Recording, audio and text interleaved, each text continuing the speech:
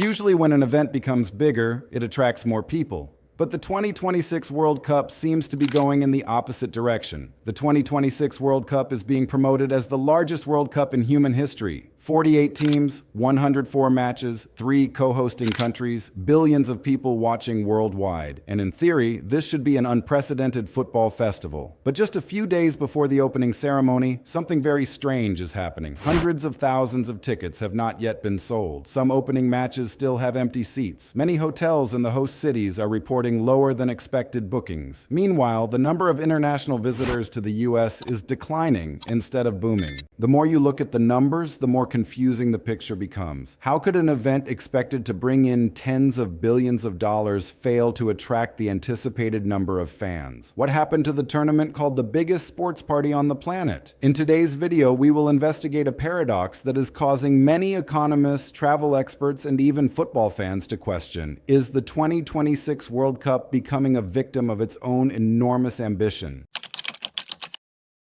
There is a very interesting principle in economics. When a product becomes larger, more attractive, and is promoted more, demand usually increases accordingly. That's why FIFA has spent many years building the image of the 2026 World Cup as an unprecedented event in history. They talk about more than $40 billion in economic impact. They talk about around 800,000 jobs being created. They talk about millions of fans flocking to North America, and they talk about a wave of tourism that could change the service industry in the United States, Canada, and Mexico for many years to come. Sounds like a giant machine getting ready to take off, but then the actual numbers started to appear. And that's when the story becomes much more interesting. According to reports from the American hotel industry, about 80% of hotels in host cities are reporting that bookings are lower than expected. Take a moment to think about that. This is not a local festival. This is not an event that lasts just for the weekend. This is the World Cup. It is the biggest sporting event on the planet.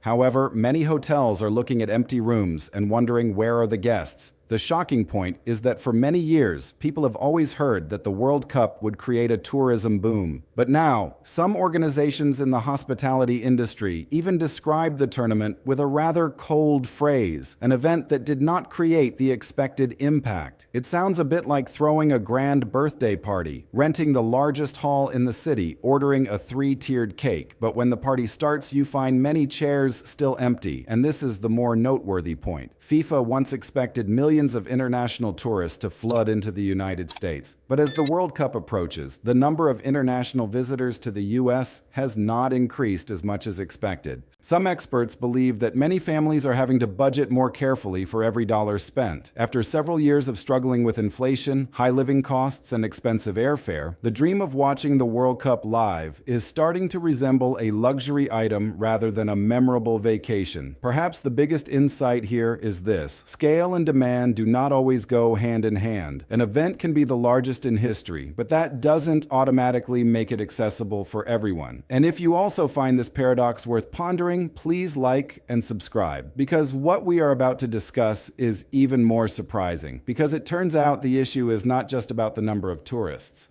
The deeper they dig, the more they discover another reality. Many fans still want to attend the World Cup, but they are being blocked by a huge barrier. And that barrier starts with what seems like the simplest thing: ticket prices.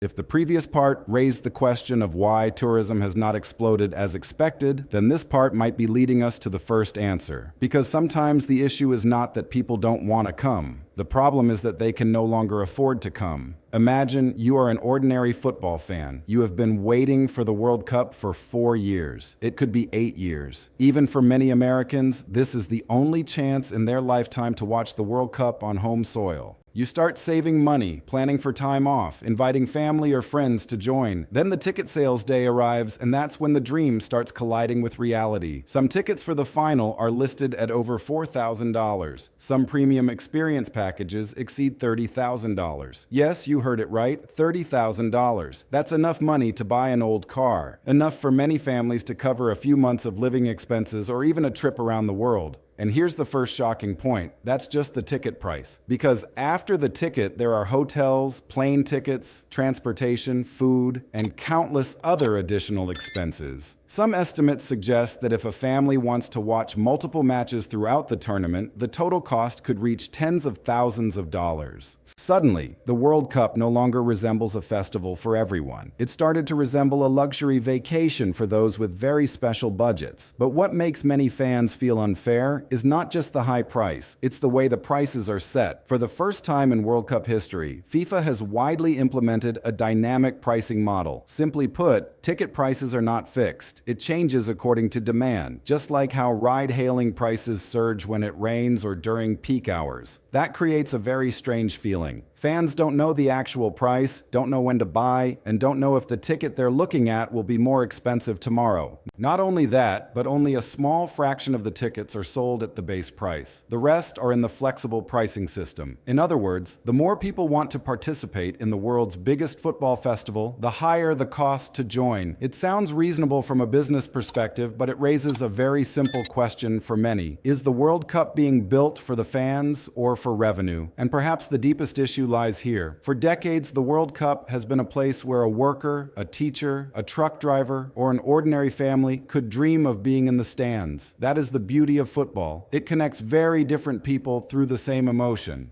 But as ticket prices continue to soar, many people are starting to feel like they are standing outside the gates of the very festival they helped create. Do you think a sports event still retains its soul when fewer and fewer ordinary people can participate directly? But wait, even stranger is that even those who can afford the tickets sometimes still cannot make it to the stadium. Because behind the story of ticket prices, there exists another barrier less talked about, but one that is leaving thousands of fans around the world stranded outside the 2026 World Cup.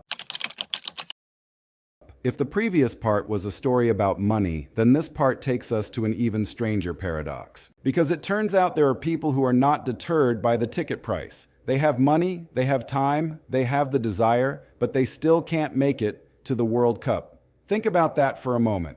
The World Cup was created to bring together fans from all over the world. That's where people fly thousands of miles just to sing their national anthem for a few minutes before the match. It is a place where flags, drums, and songs from dozens of different cultures come together in one stadium. But when the 2026 World Cup takes place, many fans are standing in front of a door they are not sure they can step through. One of the most attention-grabbing stories is not about a player or a coach. That is the story of Omar Abdul Qadir Artan, the Somali referee. He was selected to participate in the World Cup and was supposed to become one of the rare representatives of Somalia on the biggest stage in world football. But according to published reports, he was not allowed to enter the United States. Try to imagine that feeling. You are invited to participate in the biggest event in your field only for the journey to end right at the border. But the story doesn't end there. Fans from many countries also have to face more complex visa procedures, longer approval times, or barriers that make their plans to watch the World Cup fragile. For some countries, securing a ticket to the World Cup has already been a feat. For their fans, seeing the national team play live is a dream of a whole generation. However, now many people have to watch from afar, and here is a thought-provoking, contrasting image. On one side are the stands still with empty seats. On one side are those who are ready to fill those seats but cannot be present. Sounds like a restaurant with empty tables, but customers are stuck outside. From an economic standpoint, that is already a paradox. On an emotional level, it is much more haunting. Isn't the World Cup not just about selling tickets? It sells the feeling of belonging to something greater than oneself. And when those who crave that feeling the most find it difficult to participate, the tournament will lose a special energy that money cannot buy. In your opinion, can a World Cup maintain its global spirit if more and more international fans can only watch it on screen? If you find the stories behind the scenes just as interesting as what happens on the field, don't forget to like and subscribe, because right after this, we will delve deeper into the story. And this time the issue is no longer about tickets or visas. It is the question that is starting to annoy many people. Is the World Cup being held for the fans, or are the fans becoming tools for a huge money-making machine?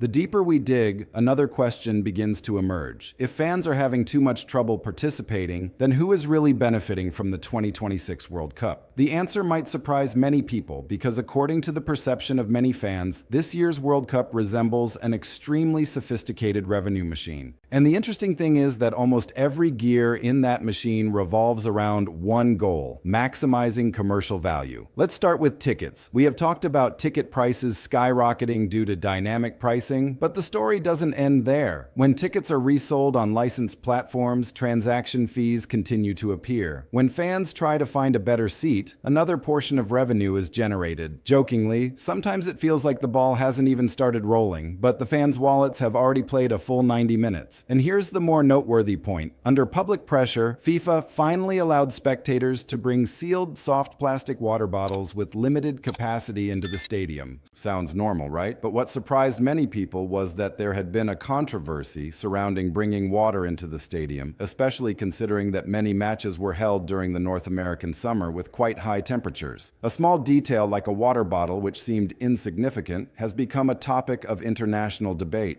That shows the sensitivity of fans to the feeling that everything inside the stadium is being commercialized. But the story is bigger than food or drink. Look at the stadiums. Many famous venues have to temporarily drop their familiar commercial names to comply with the tournament's branding regulations. Local symbols are replaced with generic event names. From a business perspective, this makes perfect sense. The sponsors want to protect the value of their investment. But emotionally, many people feel like their city is wearing a uniform they didn't choose. And this is perhaps the most thought-provoking aspect of this part. When an event grows to an excessively large scale, sometimes it starts to resemble a gigantic shopping mall more than a community festival. Everything is still very grand. Everything is still very professional. But some people are starting to feel like they are being treated as customers before being seen as fans. Of course, no one denies that global scale events need revenue to operate. But the question worth discussing is, what is the boundary between commercial development and preserving the fan experience? In your opinion, has the World Cup found that balance yet? And right after this, we will leave behind the revenue figures and move on to an even more surprising story. A story about local identity, cultural symbols, and why a mural in Dallas makes many people feel that the World Cup is taking away more than they realize.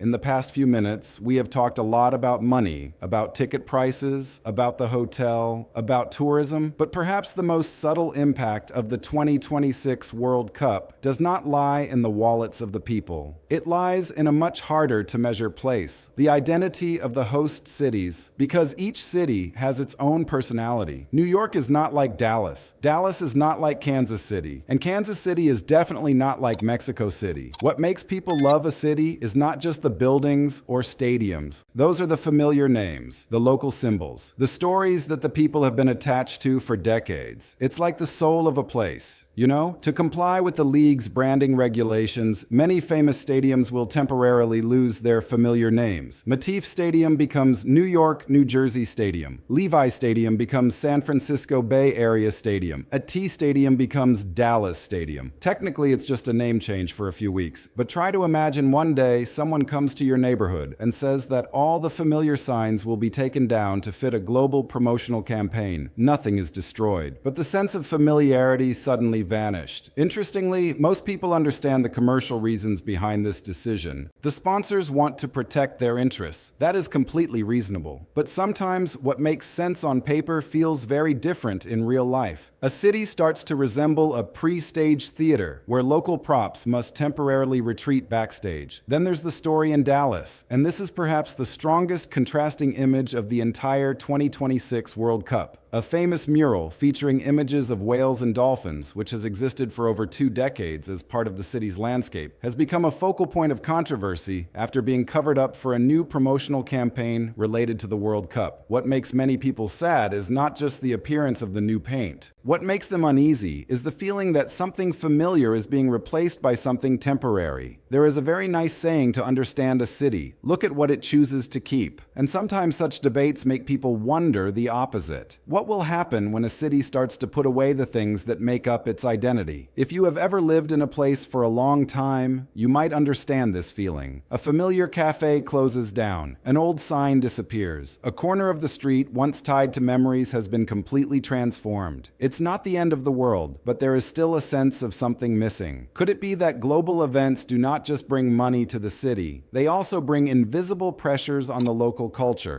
And sometimes the hardest to see cost is the sense of belonging of the local people. In your opinion, how much should a city change to host a global event? Please share your thoughts in the comments section. Perhaps the real issue with the 2026 World Cup does not lie with FIFA, the tickets, or the murals, but it is reflecting something that is happening with both the economy and the mindset of modern people.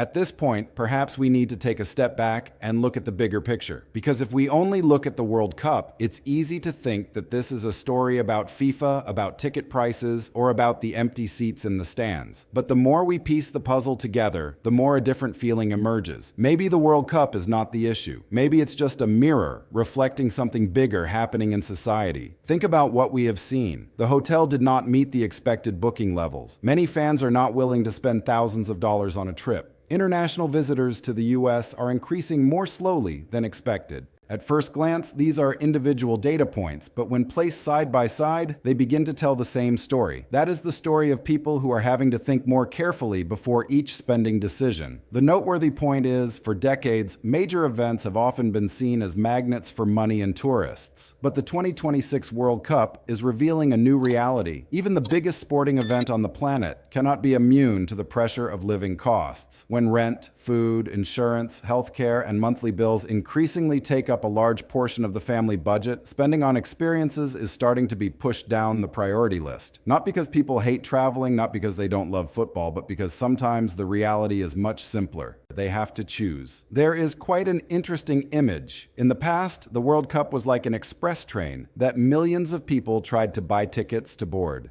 But today, many people are still standing on the platform, still wanting to board that train, but having to look at their bank accounts before making a decision. That's not a loss of interest. It's caution. People don't give up on the World Cup. People are giving up on many things at once. A long vacation, an international trip, an item I once wanted to buy, an experience that was once on the wish list. The World Cup just happens to be the most obvious example because of its massive scale. What is worth pondering is that even an event as heavily promoted as the World Cup struggles to attract the expected number of attendees. The question is no longer whether there is an issue with the World Cup. The question is, what is changing in the mindset of modern consumers? If you also find yourself considering expenses more carefully than you did a few years ago, when you might not have thought twice, please share your thoughts in the comments. And now we will move on to the biggest question of this video. Is the scariest thing about the 2026 World Cup really the revenue, ticket prices, or declining tourism? Or is there something even more important gradually disappearing from the sport known as the people's game?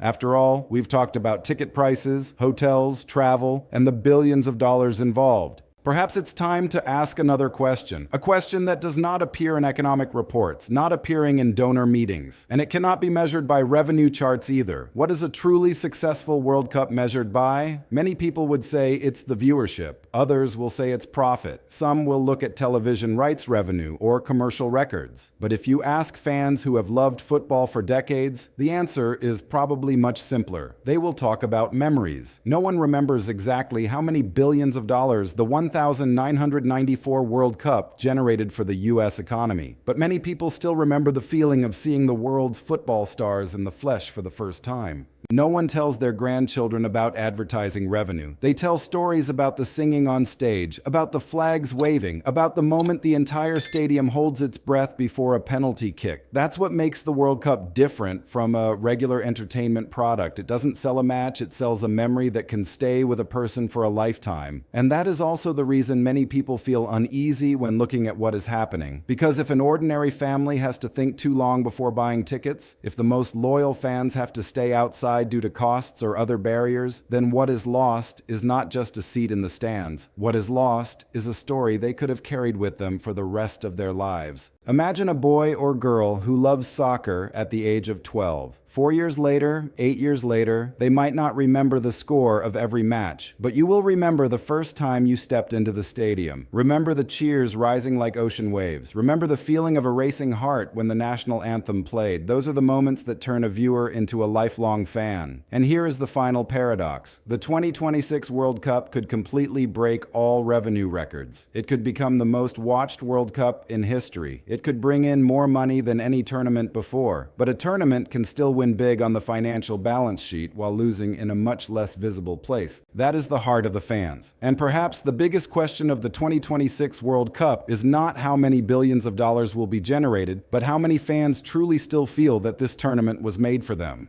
The 2026 World Cup is setting new records in terms of scale, revenue, and commercialization. But at the same time, we are also witnessing some uncomfortable signs. Ticket prices skyrocketing, tourism not booming as expected, many fans facing barriers to attendance, and several host cities debating the cost of hosting a global event. That doesn't mean the 2026 World Cup will fail. This tournament could still become one of the most watched sporting events in history. But it raises a very thought-provoking question for the future of world football. If costs continue to rise with each World Cup, is the sport known as the people's game gradually becoming an experience reserved for a select few? I would love to hear your opinion. In your opinion, what is the biggest issue with the 20,126 World Cup? Is it the ticket prices? Is tourism declining? Are there barriers for international fans? Or is it simply that football is changing in ways that many people haven't yet realized? Please share your thoughts in the comments section. I read almost all the comments and really look forward to hearing your perspectives. If you enjoy in-depth videos analyzing the economy, society, politics, and the changes happening in the United States, don't forget to like, subscribe to the channel, and turn on notifications so you don't miss the next content. Thank you for taking the time to watch until the end.